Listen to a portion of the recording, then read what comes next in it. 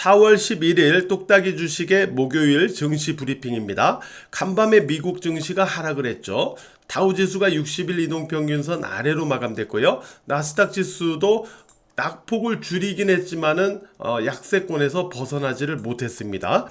다행인 점은 엔비디아 주가가 반등하면서 나스닥 지수의 낙폭을 줄여줬다는 점인데, 그래도 전반적인 분위기는 하락에서 벗어나지 못했죠. 미국 증시의 조정에 주된 이유는 CPI 결과 때문이었죠. 헤드라인 CPI 같은 경우는 지난해 3월 대비 3.5% 상승으로 나타났기 때문에 제가 화요일 똑딱이 방송에서 말씀드렸던 전망치 3.4%를 상회하는 결과였죠.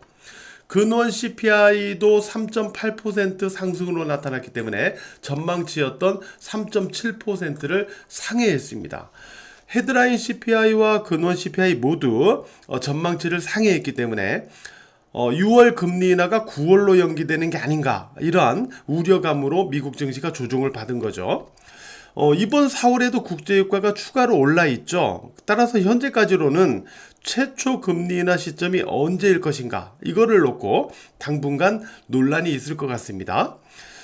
개인적으로는 4월 중후반 국제유가가 하락할 수 있는지, 이게 관건이 될 것 같은데요. 만약에 4월 중후반으로 국제유가가 안 떨어지거나 더 오른다, 그러면은 개인적으로 예상했던 6월 금리 인하가 불확실해질 수 있기 때문이죠. 엔비디아 같은 경우는 끝난 게 아니라 추세 이격 구간에서 매물 소화 과정을 보이고 있다, 이렇게 말씀을 드려봤는데요. 엔비디아 같은 경우 바로 이 시점에서 5일 이동평균선이 20일 이동평균선을 깨고 단기 데드크로스로 내려가 있죠. 따라서 지금 엔비디아 주가는 5일 이동평균선이 아니고 20일 이동평균선 위에 올라서야만 매물 소화가 완료되는 그러한 시그널이 만들어질 수가 있어요. 따라서 이 부분을 체크하면서 후속 흐름을 봐 나가셔야 됩니다. 오늘 한국 증시는 그나마 다행이었습니다. 내적으로는 어제 선거에서의 여당 참패와 외적으로는 미국 증시 조정 영향으로 오늘 한국 증시가 하락 출발했는데요. 다행히 양시장 모두 낙폭을 대부분 만회하고 마감을 했죠. 자, 3월 21일에 만든 이 상승 갭, 이 구간을 메워주고 나서 그 다음에 주가가 위로 가는지 아래로 가는지, 이 방향이 중요하다라고 말씀을 드려봤는데요. 오늘 이 갭 구간 아래에서 하락 출발한 다음에, 갭으로 하락 출발한 다음에 이 갭 구간 안으로 다시 올라서면서 진입하면서 마감이 됐죠. 소폭 플러스로. 따라서 오늘까지는 이 갭을 메워주는 흐름이었다라고 봐야 됩니다. 그래서 오늘까지 이 상승 갭을 메워주는 흐름을 보여줬기 때문에 이제 오늘 이후 이제부터가 이 갭 구간 위로 가는지 아래로 가는지를 우리가 주시해 봐야 됩니다. 위의 초록색 선을 돌파해서 지지로 전환해 나갈 경우에는 이번 이 조정의 완성의 1차 시그널이 될 수가 있어요. 아니고 아래 초록색 선을 깨고 내려가서 여기를 저항으로 전환시키는 그런 모습이 나타난다면 조정이 지속되는 그러한 여건이 되어버리죠. 따라서 후속 흐름이 어디로 전개되는지 요거를 우리가 확인하면서 봐야 됩니다. 코스닥 지수도 오늘 하락 출발을 했다가 양봉으로 낙폭을 줄이면서 마감된 그런 모습을 나타내고 있죠. 지금 코스닥 지수 같은 경우는 자, 60일 이동평균선 아래에 있죠. 그리고 5일 이동평균선 아래에 있죠. 둘 다 아래에 있습니다. 따라서 아직 조정권에서 벗어난 그러한 흐름의 기술적인 여건은 아직 아닙니다. 다만 지금은 이만큼 떨어지면서 60일 이동평균선 아래까지 떨어졌기 때문에 어느 정도 낙폭 과대 영역으로는 들어가 있는 상황이죠. 그러다 보니까 5일 이동평균선과 낙폭이 이격이 벌어지는 그러한 조정이 나타나게 되면 순간 저가 매수가 들어올 수 있어요. 그래서 지금부터는 코스닥은 두 가지를 염두하면서 매매를 해보는데요. 첫째는 아래로 5일 이동평균선과 이격이 벌어지는 그러한 조정이 나타날 경우 추격 매도를 자제하거나 또는 일부 낙폭에서의 저가 매수를 초단기 관점에서는 해줄 수 있다라는 점. 그 다음에 두 번째로는 말씀드린 대로 위로는 5일 이동평균선과 60일 이동평균선을 지금 현재는 모두 하향에 있는 상태니까 모두 돌파 안착하는, 그러니까 60일 이동평균선 하나만 회복해서는 안 되고요. 5일 이동평균선과 60일 이동평균선을 모두 회복해서 저점상 지지로 전환해주는 그러한 흐름이 나타나야 이번 조종의 완성 시그널이 된다라는 점. 이 두 가지를 지금부터는 코스닥에서 염두하면서 체크를 해 나가도록 합니다. 자, 오늘 양시장 지수 낙폭 축소에는 반도체가 큰 역할을 했습니다. 특히 한미 반도체가 마이크론 공급 재료로 상승하면서 반도체 회복 분위기를 리드했는데요.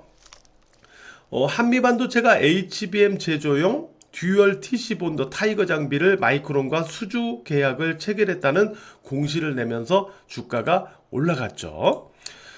듀얼 TC 본더 타이거 장비는요, TSV, 즉 그림에서 보시는 이 왼쪽에서 보시는 건데, 칩을 적층하는 과정에서 칩에 구멍을 뚫어서 전도성 재료인 금속을 채우고 이렇게 만들어진 칩들을 갖다가 이렇게 수직으로 연결하면서 적층하는 기술인데요.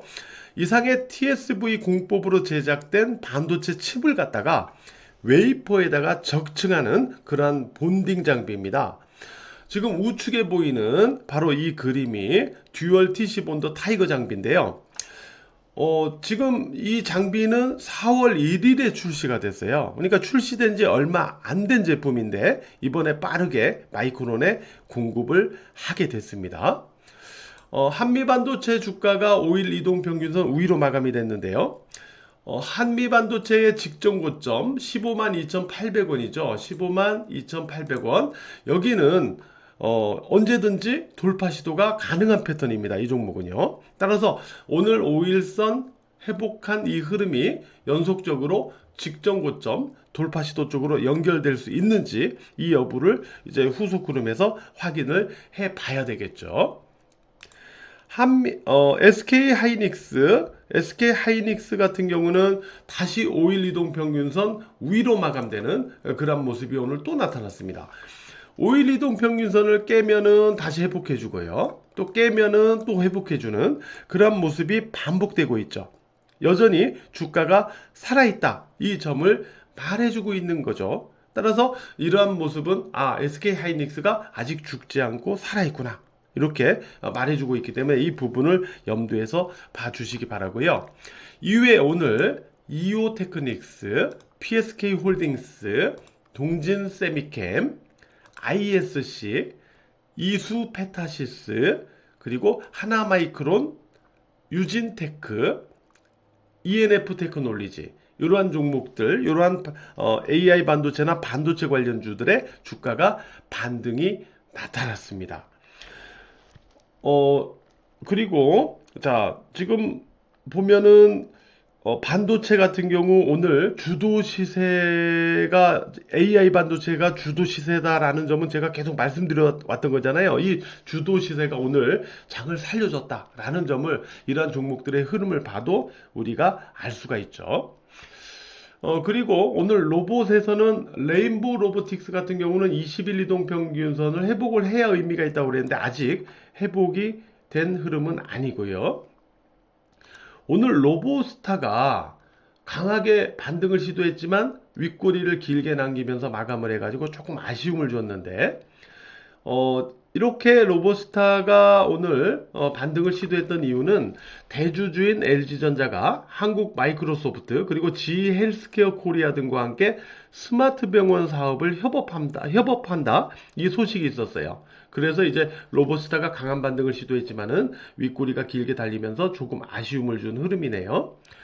유리기판에서는 오늘 캠트로닉스, HB테크놀리지, YC캠 이런 종목들이 오늘 반등 시도를 했는데요.